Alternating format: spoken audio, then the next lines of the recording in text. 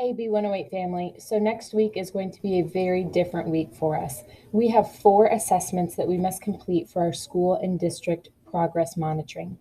One of the assessments is new to us and it's called Illuminate. This will take a look at both students' math and reading levels. Another test is a familiar one called STAR. If your student has been in Lawrence Township any year prior, they've taken STAR before. The final test is going to be new to your 3rd grade student, but not new to the school. This test is called Panorama and it assesses students' social and emotional learning. So we have 4 assessments to take next week, and due to parent-teacher conferences, we have 4 days of school. So we're going to be taking 1 assessment each day. On top of that, the reading assessment from Illuminate has a one-on-one component. So I have to confer with all of my students one-on-one for about 10 minutes to assess their reading levels. Parents, we need you to understand these assessments are not going in grade books. These assessments do not have any bearing on whether or not your child passes 3rd grade. All these assessments do is give us a level at which we know to teach your child.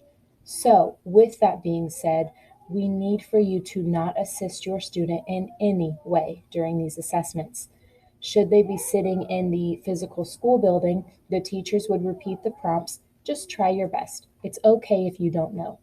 Please feel free to use these prompts if your child is struggling, and understand that if you assist your student, it gives us data that they understand whatever concept you assist them on, so we won't teach it to them. So you assisting your student can actually harm their learning because it tells us as teachers, oh, they've got that down pat. We don't need to spend a lot of time on it.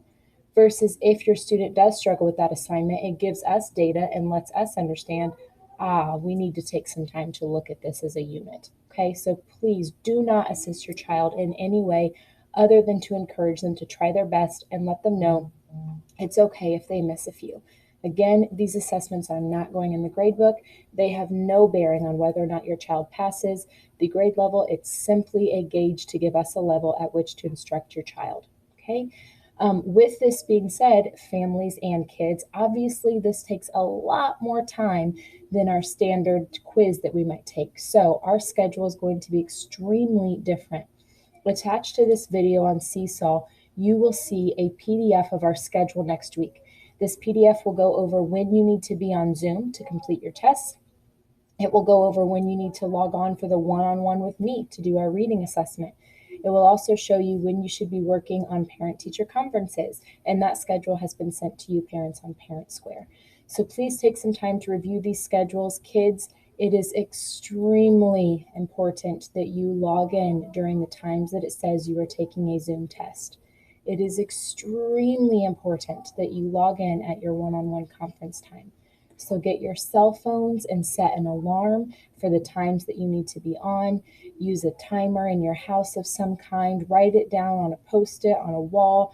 Do whatever you need to make sure that you do not miss these assessment times because it's going to be very critical to helping us further your education. And we also don't want to have to do makeup times at weird times throughout the next week.